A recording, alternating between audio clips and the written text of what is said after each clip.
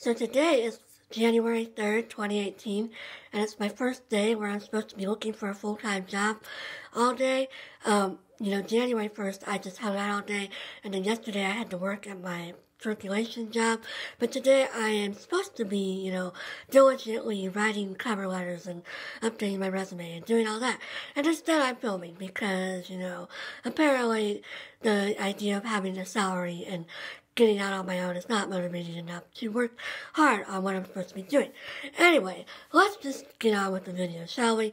I'm here to bring you a December book haul. This is going to be the books I bought for myself, and then the books I got for Christmas over the month of December.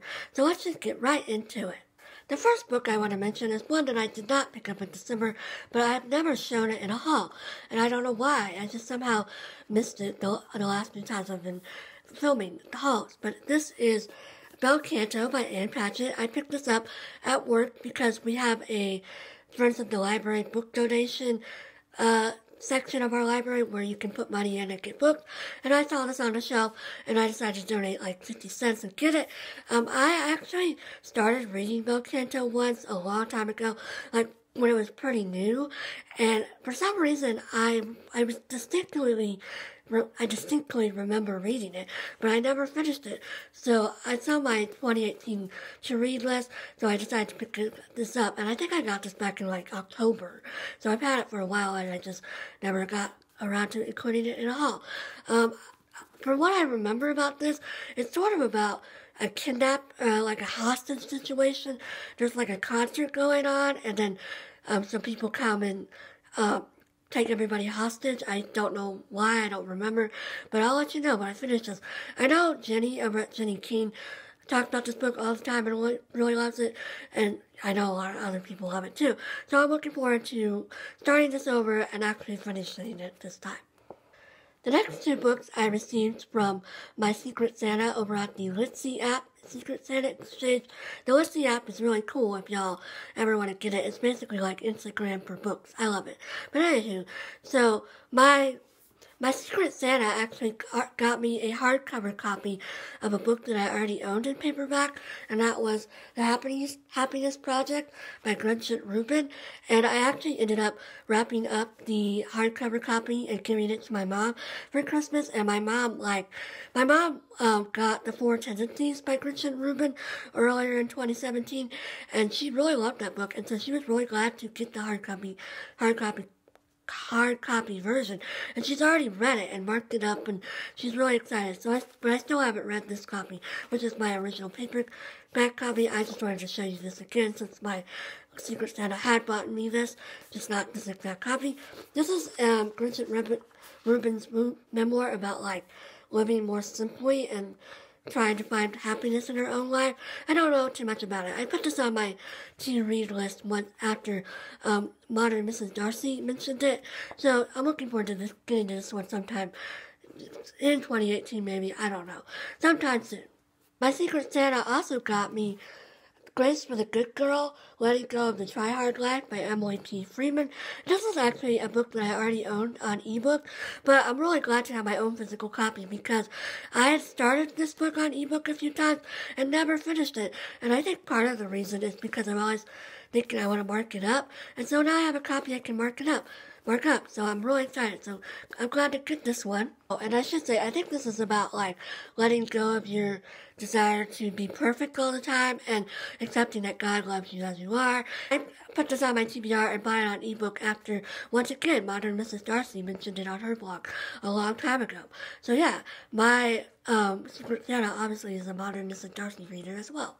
The last book that my Secret Santa sent me was one that I did not have in any capacity, and that is Hotel on the Corner of Bittersweet by Jamie Ford.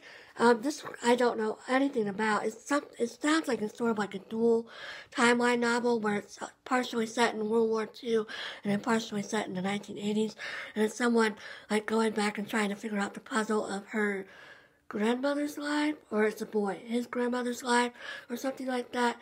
I might be making that up, actually.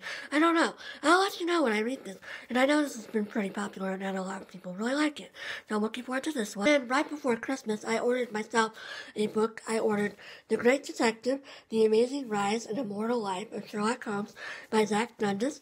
And I picked this up specifically to read during SH Reads 18, which is the month-long reading challenge thing that Winx is hosting over at Winx and Ink, and it's a Sherlock Holmes themed reading month. And currently I'm reading Arthur Conan Doyle, A Life in Letters, but I'm also going to read this one. And this is just sort of about why Sherlock Holmes has remained so popular and why it initially was so popular. And that's all I know about it. I don't know where I heard about this, but it's been on my TBR since 2015, so it's about time I got to it, and I'm really looking forward to it. So now, we finally come to the books that I actually got for Christmas. I got a lot of things for Christmas, but I only got 3 actual books. I got a lot of, out-of-print clothing and socks. I got some candy. I got some cat stuff. But these are the only 3 books that I actually got, physical books. So, let's get into these. The first book I got for Christmas was Almost Famous Women, Stories by Megan Mayhew Bergman. And this is a book that's been on my TBR since 2015 as well. I don't know very much about it, except it's about women who were associated with famous people in some capacity, but never really became famous themselves. This book was not available at my local library, which is my sort of criteria for asking for a book for Christmas. I don't want anything I can easily get. So yeah, I'm looking forward to this one. And short stories are something I don't read that much about, but I'm looking forward to trying this out. And got A Year of Marvellous Ways by Sarah Winman. This is a book I heard about on Litzy this year, so it's a relatively new addition to my TBR. All I know about this is it's about an older woman, and then she meets a young kid or a young teenager, and she's sort of telling them about her life. I love books with older protagonists like that. For example, I really love The Unlikely Pilgrimage of Harold Fry, and this just sounded really great, so I'm looking forward to reading this. And the final book I got for Christmas was this whopper, Pioneer Girl, the Annotated Autobiography, edited by Pamela Smith-Hill, and it's by Laura Ingalls Wilder. And this is a really cool book. It's apparently before Laura started writing the Little House books, she wrote this book Pioneer Girl, and she never really published it or anything. She ended up going the Little House on the Prairie route. But this is the original manuscripts, and it's been annotated and edited, but it looks really cool. This is a used library copy. I don't know if you can tell, but the front cover is kind of bent up, so that's kind of I don't know. I mean, I asked for this used, so I understood that it might be bad, so I'll get over it. But anyway, I'm looking forward to this one as well. And I also have Caroline on my list by Sarah Miller, I think. And then there's also another book about Laura Ingalls Wilder called Prairie Fires or something like that. So maybe I'll have a Laura Ingalls Wilder's reading month or something later in the year.